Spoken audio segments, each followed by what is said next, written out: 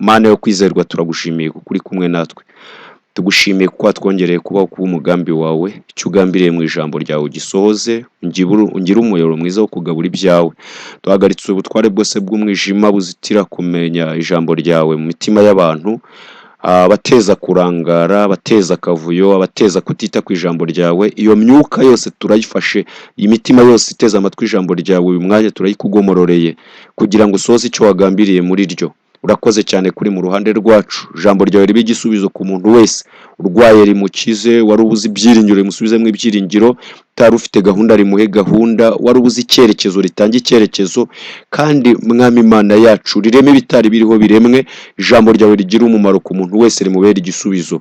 Urakoze cyane kutugire neza uko twitaho muri byose mu izina rya Yesu, amen. Reka rero tubabwire ngo amahoro y'Imana nabane namwe, turabiyegereje abari hirya no hino.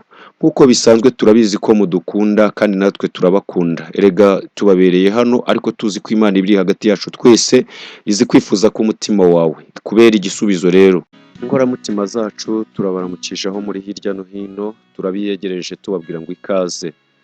Kuko bisanzwe uyu mwanya muri kumwe na mwene Sobongwa Alphonse, yaba bari muri iki gihugu ndetse n'inyuma yacyo, tubabwire tuti turabiyegereje. Reka rero n'ubundi tubanze dushima Imana yabanye natwe, n'ubundi irushaho kumenya kudufasha muri iki kiganiro. Ineza izanwa no kumva, ufite amatsiko yo kumenya ese inyura hehe, ituruka he, imeze ite. Uyu munsi ndagira ngo nkubwire ngo ngufitiye agashya, hari icyo Imana yaduhaye, hari icyo yadutekerejeho. Iri jambo rivuga ngo ineza izanwa no kumva. Hari igihe umuntu ajya abaho ijambo ry'Imana ntaryumve, ntariha agaciro, indirimbo ziririmbwa ntazumve, ubutumwa buvugwa ntabwiteho, buhamya abantu batanga mu nsengero, ku maradiyo, ku masede hirya no hino. Ubu Imana inyura mu nzira nyinshi kugira ngo ibashe kukuzanira ineza yayo, ariko rimwe na rimwe ugasanga ntuyiha agaciro. None se niba uteze amatwi unyumva, uyu munsi turi kumwe, wagira ubuntu bwo kuba turi kumwe uteze amatwi. Ineza izanwa no kumva yaba ikuremera iki ku buzima bwawe? Imana iri kugutekerezaho, ariko ineza yayo ntabwo uzi aho izaturuka. Birashoboka ko izaca mu buhamya uzumva, birashoboka ko izanyura mu ijambo ry'Imana wumva, birashoboka ko yanyura mu ndirimbo ifasha umutima wawe. Aho ngaho akanyura igisubizo cy'ubuzima bwawe, aho akanyura igisubizo cy'ibibazo umaranye igihe waburiye umuti, bitakemuwe n'abantu, bitakemuwe n'abakomeye, bitakemuwe n'abize, abakomeye n'aboroheje, bitakemuwe n'abatunzi. Ariko uyu munsi wa none Imana ikabigutekerejeho mu ijambo ryayo. Ineza izanwa no kumva niyo nkuru tugiye kunyuza mu ijambo ry'Imana. Reka rero turifashisha Bibiliya turebe abantu babonye ineza y'Imana ariko izanwe no kumva, iturutse mu kumva, barangiza bakumvira, barangiza kwizera kwabo kukazamuka, barangiza bagahindukira mu buryo bw'imitekerereze, Imana ikabagirira neza ariko inyuze aho ngaho. Uyu munsi turifashishije ijambo riri mu butumwa bwiza bwa Yesu Kristo uko bwanditswe na Mariko, ni ibice 5 umurongo wa 25. Ubutumwa bwiza bwa Yesu Kristo uko bwanditswe na Mariko, ibice ni 5 umurongo wa 25. Dusome. Haranditswe ngo, nuko hariho umugore wari mu mugongo, wari ubimaranye imyaka 12, ababazwa n'abavuzi cyane. Benshi bageragezaga kumukiza, bamumarisha ibintu bye byose, abitangaho ingemu, ariko ntibagira icyo bamumarira, ahubwo arushaho kurwara. Yumvise Yesu, araza aca mu bantu, amuturuka inyuma, akora ku myenda ye, kuko yari yibwiye ati, ninkora imyenda ye gusa ndakira. Uwo mwanya isoko y'amaraso irakama, amenya ko mu mubiri we yuko akize cya cyago. Yesu nawe yiyumvamo ko ubushobozi bumugabanutsemo, ahindukira abyigana n'abantu, arababaza ati, ninde ukoze umwenda wanjye? Abigishwa be baramusubiza bati, ese ye abantu barakubyiga, nawe ukagira ngo ninde unkozeho? Araranganya amaso agira ngo abone umukozeho. Uwo mugore aratinya, ahinda umushyitsi kuko azi ikimubayeho. Araza amwikubita imbere, amubwira iby'ukuri byose. Aramubwira ati, mwana wanjye, kwizera kwawe kuragukijije, wigendera amahoro, ukire rwose icyo icyago cyawe. Amen. N'aya magambo ngira ngo tuganireho, ariko turaza kugenda twifashisha n'andi magambo. Turaza gusoma andi magambo turi busangiye muri Luka mu bice 19. Turaza gusoma duhereye ku murongo waho wa mbere. Hari amagambo turi buze kuhasanga, ntabwo yenda ariyo mperaho, ariko reka tuvuge kuri iri jambo tumaze gusoma. Kuko nababwiye teme turi bunyure muri uyu munsi ni teme ivuga ngo ineza izanwa no kumva. Ndaza kubabwira ibintu bigera kuri 7 bikorerwa umuntu wabashije kumva iyo neza ikamugeraho. Ibintu bigera kuri 7. Nawe utekereze, ese ineza y'Imana yacaye ku buzima bwawe? Ibiganiro bitambuka, ibyo wumva ku masede, kuri za internet, imbuga nyinshi zinyuraho ubutumwa bwiza, ubuhamya, ibyigisho by'ababigisha batandukanye, ariko se bigusigira iki? Bigusigira iki?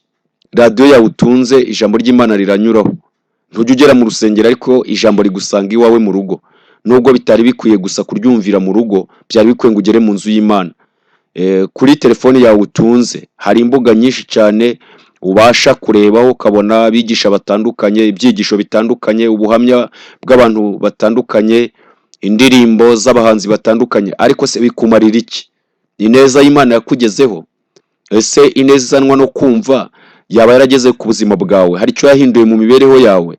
Ese byaba bikumariye iki kumva ijambo ry'Imana utumvira? Ahubwo ndagira ngo nkubwire, burya uwumva n'uwumvira.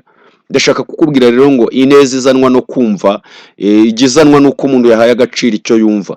Iyo wumva ukumvira bikugirira umumaro. Iyo wumva ukabasha gushyira mu bikorwa icyo ijambo ry'Imana rikubwira, rikugirira umumaro. Ndashaka kukubwira rero ko hari icyo ugomba kumenya, hari icyo ugomba gutekereza, hari icyo ugomba kumva, hari icyo ugomba guha agaciro. Uyu munsi wa none urumva?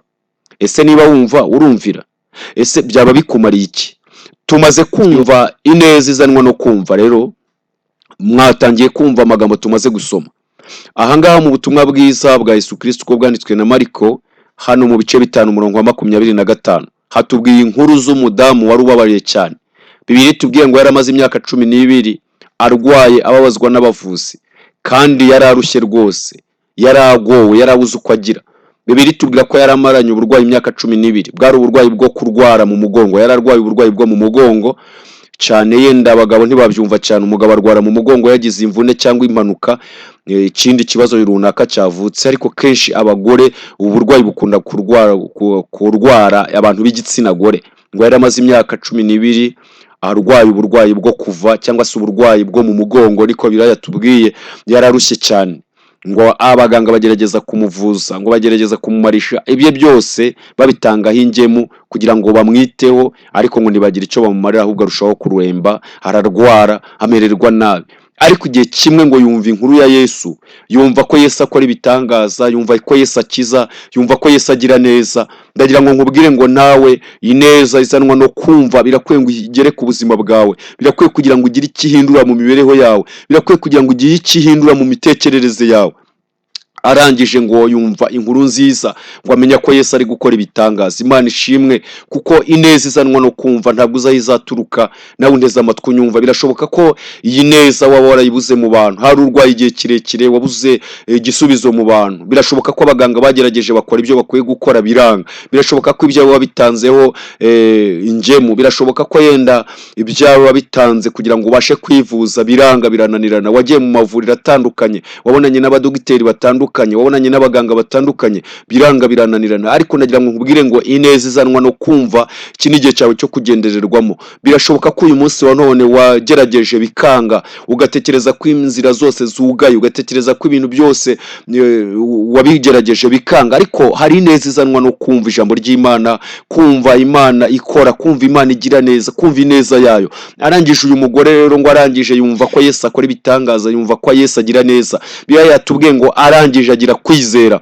ngo aravuga ngo njyewe mbagurutse iwanjye, icyo gihe ntabwo byari byemewe ko umuntu wabaga afite icyo kibazo cy'ubwo burwayi yabashaga no kugira aho abantu bari, ariko agira kwizera aravuga ati ibyo byose ubwo ari Yesu uhari, ubwo ari Yesu wahageze, ubwo ari Yesu wita ku bantu, ubwo ari Yesu ukora ibitangaza, nanjye ndagenda kandi hari ikintu kiri bukoreke. Biriya yatubwiye ngo arangije agenda mu ibanga, yagiye abyigana, kuko Yesu yari afite abantu benshi bamubyiga, Yesu yari afite abantu benshi bamukikije, Yesu yari afite abantu benshi cyane bari kumwe nawe, Yesu yari afite abantu benshi cyane bamubyiga, ariko Yesu we yahindukiriye n'uwari ufite umutima wo kumushaka. Hari igihe ujya usanga abantu babyigana, abantu barabyigana mu masoko, barabyigana muri za biro, barabyigana mu madini, barabyigana mu matorero, barabyigana mu mamodoka, barabyigana mu bucuruzi, abantu barabyigana, ariko Yesu waha agaciro n'umuntu ufite intego yo mu mutima we mu buryo bwo kumushaka.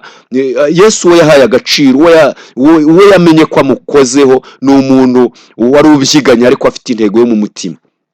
Kuki Yesu atahindukira abamubyigaga? Hari abanyembaraga, hari abanyabwenge benshi, hari abaje bamushaka benshi, hari abakeneye kumubona benshi, ariko umuntu Yesu yahindukiriye ninde?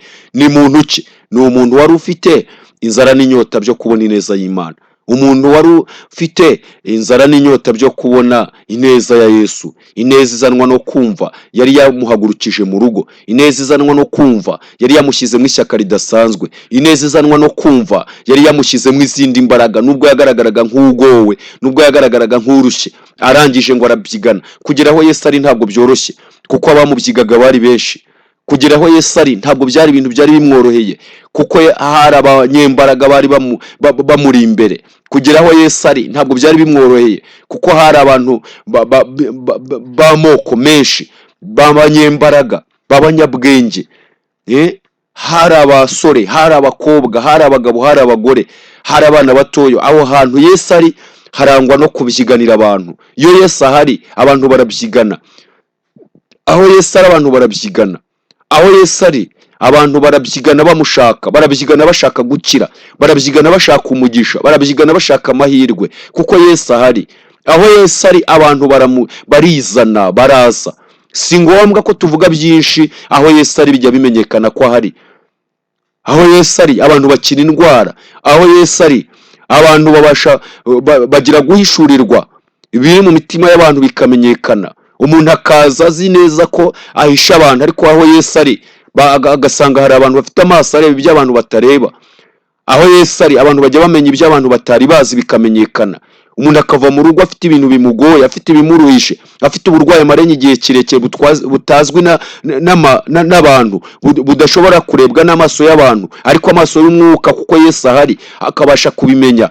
Nawe uyu munsi wa none birakwiye kugira ngo ineza izanwa no kumvira ikugereho ku buzima bwawe. Uyu munsi wa none uyo neza waba warahuye nayo, waba warahuye na Yesu, waba waramenye ko Yesu agira neza, arangije ngo aramuhindukirira. Bibiliya yatubwiye ngo akora ku mwenda wa Yesu, arangije ngo Yesu yumva ko imbaraga y'ubushobozi mugabanutsemo. Imana ishimwe. Buryo umuntu yageze aho Yesu arakamukoraho biramenyekana, Yesu arabimenya.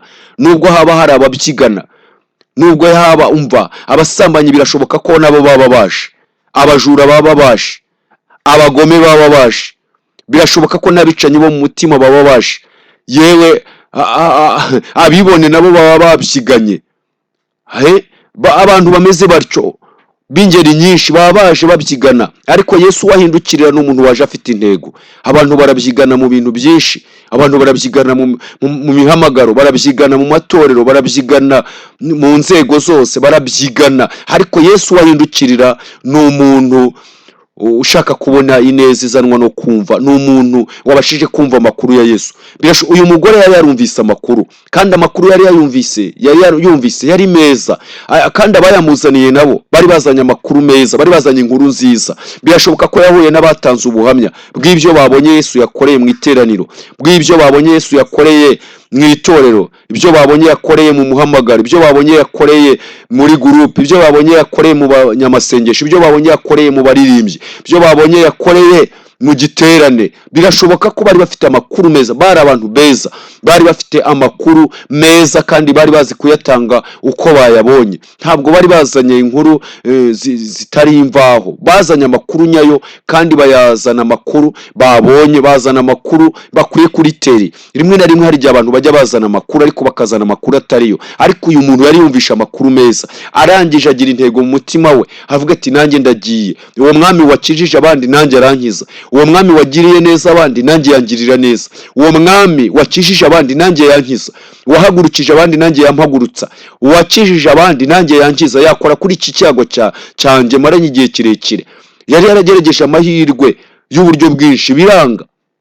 Birashoboka ko nawe undeze amatwi unyumva, abagerageje kugukiza ni benshi, wagerageje amahirwe mu bintu byinshi, wanyuze mu wabonanye n'abadogiteri batandukanye, warivuje mu mavuriro akomeye, warivuje hirya no hino, birashoboka ko wavuye mu Rwanda ujya no mu mahanga, birashoboka ko wahuye n'abaganga bo hasi uhura n'abadogiteri, abamagufa mwarabonanye, aburuhu mwarabonanye, birashoboka abo urwayi bwo mu mutwe mwarabonanye, birashoboka ko wahuye n'abaganga batandukanye bagerageza kukuvuza ariko ibyawe bigushizeho. Ariko uyu munsi wa none hasigaye uyu murwayi aravuga ati hasigaye ni Yesu wenyine wagira icyo amarira, ni Yesu wenyine wagira icyo akora. Arangije ngo amukoraho. Ntabwo byari bimworoheye kugeraho Yesu ari, ntabwo ari ibintu byoroshye, birasaba kubyigana. Ababyigana baba ari benshi, birashoboka kugira ibintu byigana nabyo, birashoboka kugira abantu byigana nabo, birashoboka ko abamuhiga bari benshi, ariko nawe yagize intego mu mutima, aravuga ati ngomba guhaguruka, nubwo kumugeraho bitanyoroheye ariko ndahagurukana imbaraga, ndarwana intambara yo mu mitekerereze. Nicyo cya mbere, nindangiza nshyiremo ishyaka, nindangiza nshyiremo imbaraga, nindangiza ngire kwihangana. Birashoboka ko bari bunkandagire, birashoboka ko bari bumputaze, birashoboka ko bari bumbyinagire, birashoboka ko bari bunsunike, birashoboka ko bari bundebe nabo, ariko uko byasa kose ndagira intego yo mu mutima kugira ngo nanjye ngere aho Yesu ari. Imana ishimwe. Ni ngombwa kugira intego yo mu mutima.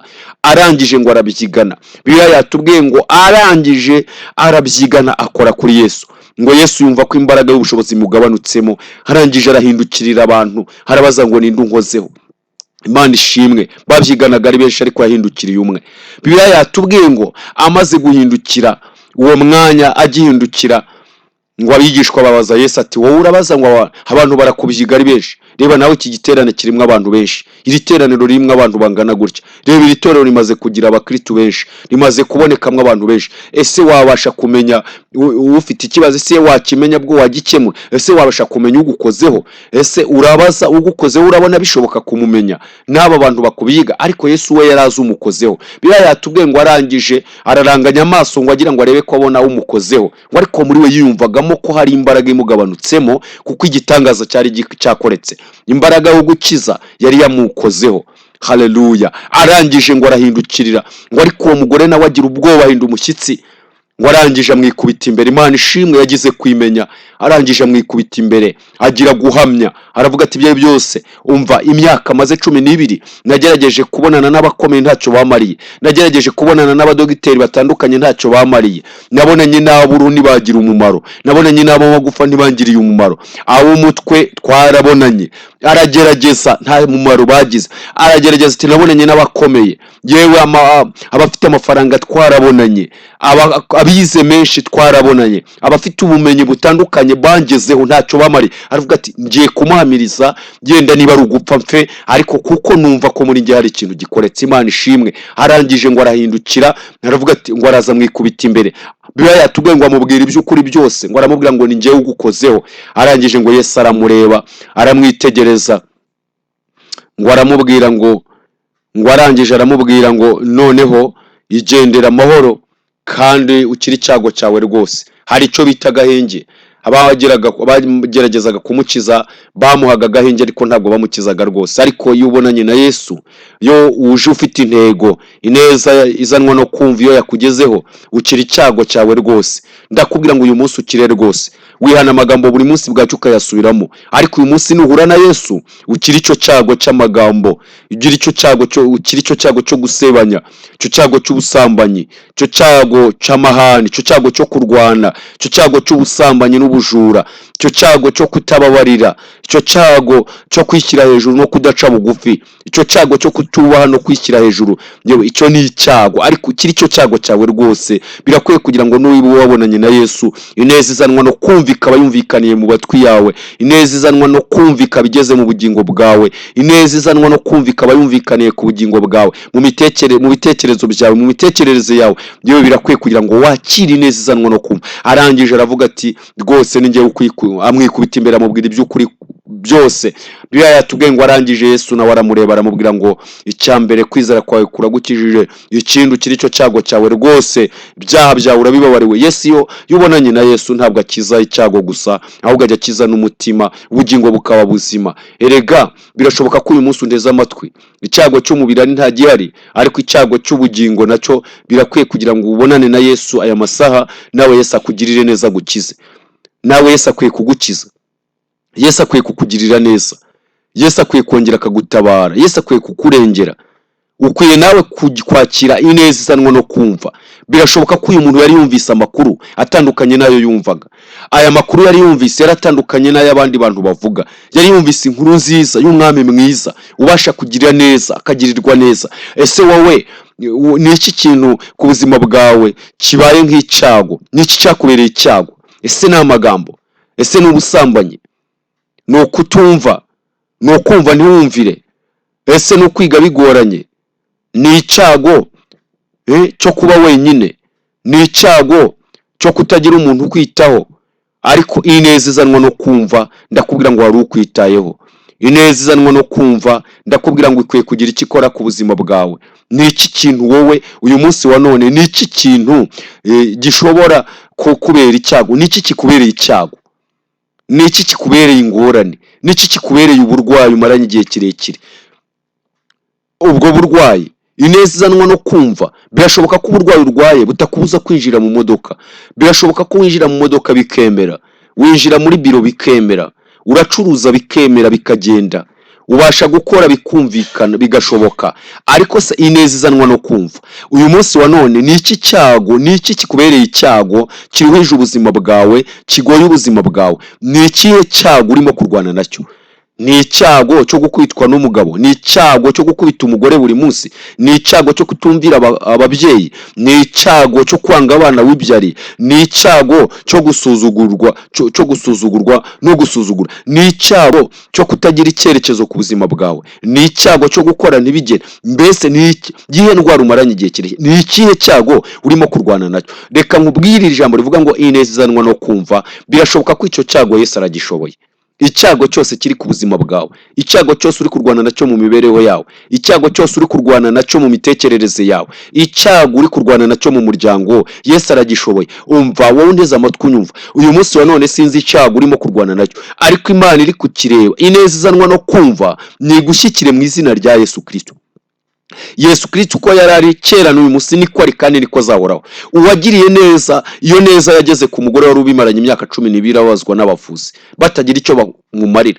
Ibyo byose byaramushizeho, bagerageza kubitangaho ingemu ngo abashe kugirirwa neza kire, ntibamugirire umumaro. Icyo cyago yari afite birashoboka ko cyari kimugoye. Uyu munsi wa none sinzi icyago cyawe, ariko icyago ufite Yesu naba ari cyakoraho. Mu izina rya Yesu nanjye ndakwaturaho ijambo rivuga ngo ineza izanwa no kumva nishyikira ubuzima bwawe, nishyikira ubugingo bwawe, nishyikira umuryango wawe, nishyikira ubucuruzi bwawe, nishyikire muri biro aho ngaho wicaye, nigusange aho ngaho urara, nigusange mu bana bawe, nigusange mu bavandimwe. Ineza izanwa no kumva nigusange aho ngaho ukorera muri bagenzi bawe, nigusange aho muri iyo modoka, nigusange aho ngaho muri iyo biro, nigusange aho ngaho muri iyo boutique, nigusange muri iryo duka. Ineza izanwa no kumva. Yewe aya masaha Imana yagutekerejeho. Ntabwo nzi icyago ufite, sinzi igihe imyaka ukimaranye, sinzi ingorane kigutera, sinzi ibyawe byashize ku bw'icyo cyago, sinzi amavuriro wagezemo, sinzi ibitaro wagezemo, sinzi abadogiteri mwabonanye, sinzi abajyanama mwabonanye nabo, yewe abadiyakoni baragerageje kubw'icyo cyago, nta inama baguhaye ntabwo zabashije kugira umumaro. Birashoboka ko abapasiteri, bishop yaragusuye, apotre aragusura, icyo cyago umaranye igihe kirekire birashoboka ko nta muntu wakigizeho wagize icyo agikoraho, ariko uyu munsi ukubitanye n'iri jambo rikubwira ngo ineza izanwa no kumva. Mbese we aya makuru wumva agusiga iki ku buzima bwawe? Ese amakuru wakiriye ni ayahe? Ese nta makuru uri kumva? Nta makuru wumvise? Wari umaze imyaka 12 yagiriwe neza, ayo makuru ntacyo yasiga ku buzima bwawe, ntacyo yahindura mu bitekerezo byawe. Icyago cyatumye ujya mu bapfumu, icyago cyatumye ukora ibyo utagombaga gukora, cyatumye ibyawe bishira ubijyana mu bapfumu. Icyago urwaye umaranye imyaka myinshi, iyo ndwara yatumye y'ubusambanyi, yatumye ibyawe bishira, amafaranga urahembwa, umugore ntajya amenya kuhembwa, abana ntibamenya kuhembwa, umuryango ntumenya kuhembwa. Uyu munsi wa none icyo cyago, indwara umaranye igihe kirekire y'ubusambanyi yatumye ibyawe bigushiraho.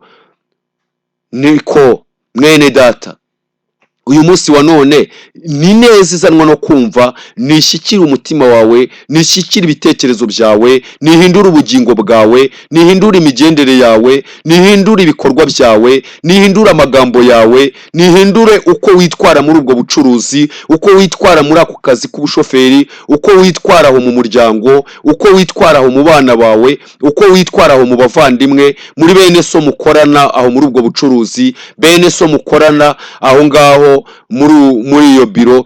Birakwiye kugira ngo ineza izanwa no kumva igushyikire, nawe ugira ibyo uhindura ku buzima bwawe. Uyu munsi wa none witwaye ute? Icyago uri kugendana n'iki? Icyago uri kugendana n'iki? Zakayo yumvisha inkuru nziza. Bibiliya tubwira ngo amenya ko Yesu ari bunyuriye, ariko niko Bibiliya tubwira. Bibiliya tubwira ko yari umukoresha w'ikoro, yari yarariganyije benshi, yambura abakene, ariko amaze kumenya inkuru ya Yesu yumva amakuru meza. Ni ngombwa ko ugomba kugira icyo ubwira abantu batagera mu rusengero kuko urahagera, batumva ijambo kuko uraryumva, badakijwe kuko urakijijwe. Ukwiye no kugira icyo umarira abandi. Zakayo ntiyageraga mu rusengero, Zakayo yari yaranyaze benshi, yari yarambuye benshi, ariganya benshi, ariko ngo bukeye yumva amakuru ko Yesu ari bunyure i Yeriko. Biratubwira ngo yari mugufi, ntabwo yashoboraga kumva, yashoboraga kumenya amakuru, ariko ntabashe kubona Yesu. Ariko icyo yari kubw'amakuru yari afite, ko Yesu ashobora byose, ko Yesu akora ibitangaza, ko ahindura umutima, ko ahindura ubugingo, ko akora ku mibiri gahinduka, akamara inyota yose. Bibiliya tubwira ngo yuriye umuvumu, nubwo yari afite icyubahiro, yuriye umuvumu kugira ngo abashe kubona Yesu. Yesu ahageze nta muntu wigeze amubwira ko Zakayo ahari, ariko Bibiliya tubwira ngo Yesu ahageze arararama, aratumbira, areba mu muvumu. Uyu munsi wa none sinzi umuvumu wuriye, ntabwo nzi urashaka kubona Yesu, ariko nuwe muvumu urimo. Yesu uyu munsi wa none araguhindukiriye, arimo kugutumbira, arimo kukureba. Yesu ntabwo ari bukunyireho gusa, kuko yamenye kiri mu mutima wawe. Yesu yamenye uyu mugore wari umaze imyaka 12 arwaye. Yesu yamenye ko uyu Zakayo amaze igihe kirekire ari umupagani, ariganya, yambura, arenganya abakene, abambura ibyabo. Yesu amenya ko afite inzara n'inyota byo kumubona. Uyu munsi wa none niba umugore yaragize inyota n'inzara byo kubona Yesu, akumva ko icyago afite ari bugikire. Zakayo wari umuriganya, umujura, wari warambuye abakene akarya ibyabo, akabarenganya. Wowe uriganya bangahe? Wambuye bangahe? Abo wagiriye nabi ni bangahe? Iby'abandi wariganyije bingana iki? Abo wabeshye bangana iki? Abo uriganya bangana iki? Abo wagiye urya ibyabo bangana iki? Abo wabeshye ukabambura bangana iki? Uyu munsi wa none ubwesikoro ushyira ku bantu kugira ngo ubashe kurya ibyabo, umaze kuriganya bangahe? Umaze kwesikora ukabangahe? Umaze kubeshya bangahe? Uyu munsi wa none abo uriganyije bangana iki? Nuko utarabona Yesu. Ariko ukwiye kugira intego, ineza izanwa no kumva igeze kuri Zakayo. Yagombye kurira umuvumu, avuga ati nubwo mfite icyubahiro, nubwo nariganyije benshi, nubwo nambuye benshi, ariko uyu munsi hari amakuru numvise, nanjye hari uwo nshaka kubona, hari icyo nshaka kugeraho. Agira intego yo mu mutima. Yesu nawe arararama, aramureba, aramuga ati Zakayo umanuka. Hariya muri Luka 10 ibice 19 uhereye ku murongo wa mbere, avuga ati ururuka, uyu munsi ndarari wawe. Birakwiye kugira ngo nawe ugurure Yesu mu mutima wawe, ugurura Yesu mu bugingo bwawe. Arangije amuga ati uyu munsi ndarari wawe. Bibiliya tubwira ngo abantu batangira kurakara, ngo ahindukire umunyabyaha, none yemeje kujya kurari we. ararakara. Ariko Yesu uwo ashaka ni umuntu ufite umutima wo kumubona, ushaka ineza ye, ufite intego yo mu mutima, waje amushaka. Yesu ntajya yirengagiza uje umushaka. Uyu munsi wowe urashaka iki? Shaka amafaranga, ariko se niyo akwiye kuba ya mbere? Shaka ubutunzi. Yesu akwiye kuba uwa mbere ku buzima bwawe. Ni ngombwa ko ugomba kumenya mu buzima bwawe ni iki gikwiye, ni iki gikwiye kuba icya mbere. Yesu akwiye kuba uwa mbere ku buzima bwawe. Ndashaka kukubwira ineza izanwa no kumva. Reka nkubwire ibintu bigera kuri 7 byabashije gutuma Zakayo akira, byabashije gutuma uyu mugore wari umaze imyaka 12 abasha gukira icyago. Ndakubwira ibintu bigera kuri 7 ugomba kumenya, ugomba kwitondera, bigomba kukuranga kugira ngo ubashe kubona ineza izanwa no kumva, cyangwa ubashe kubona ineza y'Imana. Icya mbere ni ukumenya amakuru. Uyu mugore yabashije kumenya amakuru, kandi amenya amakuru nyayo yimvaho, atari amakuru y'ibihuha, atari amakuru atoraguye, ni amakuru nyayo yimvaho. Amenya ko Yesu agira neza, amenya ko ari umunyembabazi, amenya ko akiza ibyaha, amenya ko akiza imitima, ariko agakiza n'imibi. Icya mbere ni ukumenya amakuru nyayo, kumenya amakuru nyayo yimvaho, kumenya amakuru, kumva amakuru. Yari yumvisha amakuru. Uyu munsi birakwiye kugira ngo nawe wumva amakuru. Hari amakuru ukwiye kumenya utigeze kumenya, hari amakuru ukwiye kumva utahaga agaciro ngo uyatege amatwi, hari inkuru ukwiye kumva ukaziha agaciro, hari ijambo ukwiye guha agaciro, hari ijambo ukwiye kumva, hari inkuru ukwiye kumva. Birashoboka ko ijambo ry'Imana rivugwa we nturyumve, nturiha agaciro. Birashoboka ko ubutumwa buvugwa ku maradiyo, ku mateleviziyo, mu binyamakuru, hirya no hino, ku mbuga zinyuraho ubutumwa bwiza. Uyu munsi wa none ku masede utunze cyangwa se ayo wumva, uyu munsi wa none birakwiye mu nsengero, mu mihamagaro, ahose havugirwa ijambo ry'Imana, birakwiye kugira ngo uha agaciro, ugire amakuru wumva kandi uyaha agaciro. Icyo ni ikintu cy'ingenzi, kumva amakuru nyayo kandi ukumva amakuru. Uyu munsi wa none niba harakize umugore wari umaze imyaka 12 agakira, amaze imyaka myinshi, uyu munsi wowe ntacyo byakumarira. Yesu Kristo ko yarari kera n'uyu munsi niko ari, niko azahoraho iteka ryose. Ni ngombwa kugira kumenya neza.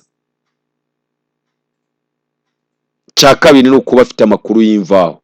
Yari afite amakuru y'imvaho. Iki kintu cyari ikintu cy'ingenzi, kuba afite imvaho nyayo, kuba afite amakuru y'ibyakoretse, kuba afite amakuru y'ibiri gutangaza, biri gukoreka, kumenya ibyo Yesu yakoze, akamenya ko Yesu wakoze icagiye n'uyu munsi agikora. Ibyo byari ibintu by'ingenzi. Uyu mudamu yari abifite. Icya mbere yumvise amakuru, icya kabiri amenya amakuru nyayo, ikindi yari afite imvaho, amenya ngo uyu munsi hakoretse ibi, ejo bundi hakoretse ibi, Yesu yakoreye ibi ngibi aha ngaha. Arabimenya, amakuru yari ayafite. Icyo kintu cyari ikintu cy'ingenzi gishobora gutuma uyu mugore akira, kuba yarumvise amakuru, yarangiza akayumva amakuru neza, kuba yari afite imvaho y'ibyakoretse. Ibyo byari ibintu by'ingenzi. Icya gatatu ni uguhura n'abahamya beza. Guhura n'abahamya beza, mu yandi magambo, abantu ibyo babonye bakabasha kubivuga neza. Hari abantu baza mu rusengero, bakaza mu itorero, bakaza mu muhamagaro, bakaba bari mu kazi, bakaba bari mu bucuruzi, ariko bakaba bafite ubuhamya bwiza, bakaba bafite guhamya kwiza, bakaba bafite amakuru meza, bakagira amakuru meza, bakamenya guhamya, bagahamya baribo, bakamenya ko bahuye na Yesu, barangiza bakamubwira abandi batarahura nawe. Ibyo wamenye ukabimenyesha abandi. Kugira abahamya beza ni ikintu cy'ingenzi cyatumye uyu mugore abasha gukira. Bamuhamirije amakuru. Icya mbere bamubwiye amakuru, baza bafite amakuru y'imvaho y'ibyakoretse, ariko baza ari abahamya beza, babasha kumuhamiriza, bimuremera kwizera kudasanzwe. Aramenya ati ibyo byose nanjye ningenda hari ikintu kiremetse muri nge, nkurikije ibyo numvise, nkurikije ibyabaye, nkurikije abahamya bampamirije ibyo babonye n'ibyakoretse, agira kwizera, nawe bizamura kwizera kwe. Ni ngombwa ko tugomba kugira abahamya beza, guhamiriza ibyo twamenye, ariko tukagira n'abaduhamiriza natwe tukabyumva, kuko ni ngombwa. Ntugera mu rusengero ariko tega amatwi n'abajyayo, wumva ibyo bakubwira. Ntabwo ugera aho basenga, ariko ibihakorerwa utega amatwi abahakiriye, tega amatwi ibyahakorekeye, tega amatwi abahaboneye amakuru y'imvaho, ayo magambo utege amatwi ijambo ryahavugiwe, tega amatwi ubuhamya bahumviye, nawe bibashe kugira umumaro. ikindi cya kane, kwizera kuzanwa no kumva. Ni ukuvuga ngo yagize kwizera, ariko ko kwizera kwazanwe no kumva. Ni ukuvuga ngo ni ngombwa ko tugomba kumenya kugira kwizera kuzanwa no kumva. Burya ntabwo umuntu ashobora kugira kwizera nta makuru yumvise, ntabwo umuntu ashobora kugira kwizera nta makuru y'imvaho afite, ntabwo umuntu yagira kwizera nta bahamya, nta bihamya yahamirijwe. Ni ngombwa ko tugomba kumenya ko tugomba guhamiriza abandi kugira ngo nabo bashe kugira icyo bageraho naho bagera. Ikindi cya gatandatu cyabashije kumugirira umumaro nanone cyazanwe no kuba yumvise amakuru, yakize icyago. Bibiliya tubwira ngo Yesu yaramurebye aramuhindukira, arangije uyu mugore agira kuhamya, arangije amuga ati ninjye ugukozeho. Yesu aramubwira ati gendera amahoro ukira icyo cyago cyawe. N'icyo bita gukira icyago byazanywe n'iki? Byazanywe n'uko yagize kumva amakuru, arangije kumva amakuru bimuremera kwizera kumuhesha imbaraga zo kugenda aho Yesu ari, imbaraga hageze arabyigana kubw'icyo yumvise, kubw'amakuru afite. Ni ngombwa kubyigana, ntabwo kugira aho Yesu ari bisaba kwitanga. Icya mbere kugira kwizera, icya kabiri kwitanga, icya gatatu kuwushyiramo imbaraga. Ni ukuvuga ngo kugira aho Yesu ari, ntabwo ushobora kuba uri umusambanyi ngo wumve ko uzakira gusa nta kintu wumvise. Hari ibihamya bifatika, hari amagambo, ijambo ry'Imana, hari ubuhamya wumva, hari abaguhamiriza ibitangaza Yesu akora, yabakoreye naho yabakuye. Ibyo byose ugomba kubiha agaciro. Ni ukubyigana rero birasaba imbaraga.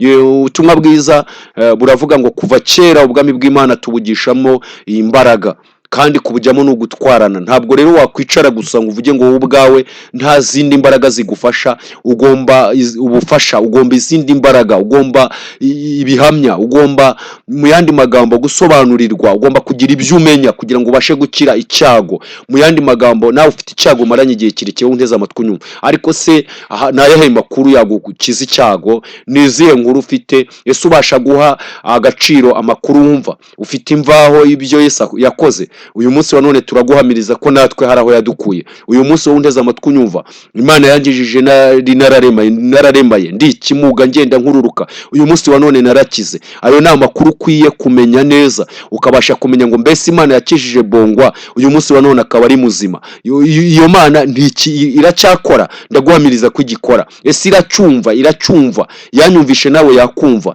Ese iracyashoboye, yashoboye ibyanjye yashobora ibyawe. Ndaguhamiriza ni ineza izanwa no kumva, niyo teme dufite uyu munsi mu kiganiro cyitwa ijambo ry'Imana rishimwe byose gukomera. Ikindi cya gatandatu cyabayeho ni ugukira icyago, ni ugukira, mu yandi magambo yakize icyago. Nyuma yo gukira icyago yakize n'ibyaha. Bibiliya tubwira neza ko yamubwiye ngo kandi ibyaha byawe urabibabariwe. Kuva kera Yesu yakizaga icyago, ariko agakiza n'imitima. Ni ngombwa kumenya ko Yesu adakiza ibyago gusa, ahubwo akiza n'icyago cy'umutima, cya kindi gishobora kukubuza kugera mu bwami bw'Imana. Ubwo urumva ni ngombwa kumenya ibyo. Ikindi cya karindwi gishobora gutuma umuntu abasha kubona ineza izanwa no kumva, ni uguca bugufi. Mu yandi magambo guca bugufi, ukareka imyizere wowe ubwawe, ukumva ko hari ibyo ugomba kurenga kugira ngo ubashe kubona ineza y'Imana. Muri make rero guca bugufi, ukumva ko ibyo ufite atari byo byonyine. Kuba waranyuze ahantu hakomeye, kuba warivurije ahakomeye bikanga, kuba warabonanye n'abadogiteri batandukanye bikanga, kuba waratanze ufite amafaranga menshi warivuje mu Rwanda bikanga, ukajya no mu Buhinde bikanga, ukajya muri Amerika bikanga, ntabwo bivuze ko Yesu atagikora. Ugomba guca bugufi ukamenya ngo ibyo byose, izo nzira zose wanyuzemo, Yesu ari hejuru yazo. Abo bose mwabonanye Yesu ari hejuru yabo. Ibyo bitashobokeye abo ngabo bakomeye, ntibishobokera abo banyabwenge, ntibishobokera abahanga, ukabirebera aho hose mu mafaranga bikanga, ukagerageza bikanga, imiryango ikabinanirwa, abakomeye bakabinanirwa, abavandimwe bakaba barabinaniwe, ababyeyi bakaba barabinaniwe. Ntabwo bivuze ko bitagishoboka. Guca bugufi ukamenya ngo Yesu ari hejuru y'ibyo byose, Yesu ari hejuru yabo bose, kandi uko yari ari kera n'uyu munsi niko azahora. Guca bugufi, icyo ni ikintu cy'ingenzi. Ukizera ukamenya ngo Yesu Kristo uko yari ari kera n'uyu munsi niko ari, kandi niko azahora iteka ryose. None se reka nkubaze, ineza izanwa no kumva niyo teme dufite. Uyu munsi wa none wunteze amatwi unyumva, uri umusambanyi, uri umujura, uri umwibone, ni wowe urarara usambana bukagukeraho, urarara ugenda amajoro wambaye ubusa kugira ngo urebe ko wabona abagabo. uri umugabo nturari iwawe mu rugo rwawe. Uyu munsi wa none uragenda ukikira ku bibero bya bamaraya, uragenda ureba amaso y'ubuhehesi urayagendana. Uyu munsi wa none ubutunzi bugushize, urakora, umugore nta byiza abona bituruka mu mushahara ukorera. Uyu munsi wa none urakora, ababyeyi ntibabona ibyiza bituruka mu mafaranga uhembwa. Uragerageza gukora, ariko uyu munsi wa none ibyo ukora nta nyungu, abantu ntubereye abandi umugisha. Ni ukuvuga ngo ufite icyago umaranye igihe kirekire, ariko uyu munsi birakwiye kugira ngo nawe Yesu akugirire neza. Urese urashaka gukira icyo cyago cyawe, ineza izanwa no kumva yakiza icyo cyago cyawe, yakiza ubuzima bwawe, yakiza ubugingo bwawe, yagukiza ubusambanyi, yagukiza ubusinzi, yagukiza ubugome, yagukiza ubujura, yagukiza kwiba wibisha umunzani, kwiba wibira mu mibare, kwiba uriganya ibikoresho byo mu kazi, uriganya umutungo w'akazi. Birakwiye kugira ngo umenye neza ko icyo ni icyago umaranye igihe kirekire, yewe ukimaranye urakigendana. Nticyakubujije kwicara mu modoka ngo byemere, ntikikubuza kurira moto ngo byemere, ntikikubuza gukora ngo utahe, ntikikubuza gucuruza ngo wunguke, ariko icyo cyago ni Yesu wenyine wagikiza. Ni icyago wakizwa na kumva ijambo ry'Imana, ukabasha guhindura ibitekerezo byawe. None se reka nkubaze wowe wa mukobwa wundeze amatwi, reka nkubaze wa musore we, reka nkubaze wa mugabo we mu rugo rwawe, reka nkubaze wa mubyeyi we, icyago umaranye igihe kirekire ni ikihe? Icambere ugomba kwimenya, icyo cyago ufite kizanire Yesu. Murakoze cyane, Imana ibaho umugisha. Tanzaribayo ndetse ntabarwayi n'umurwa w'amahoro, mbega umunezero nzabona mu ijuru, ubwo ibyandushyaga nzaba nsize no mu isi, nzaririmba ishimwe, nzahimbaza Yesu. Haleluya, amen, shimwa. Mbega umunezero nzabona mu ijuru, ubwo ibyandushyaga nzaba nsize no mu isi, nzaririmba ishimwe, nzahimbaza Yesu. Haleluya, amen, shimwa.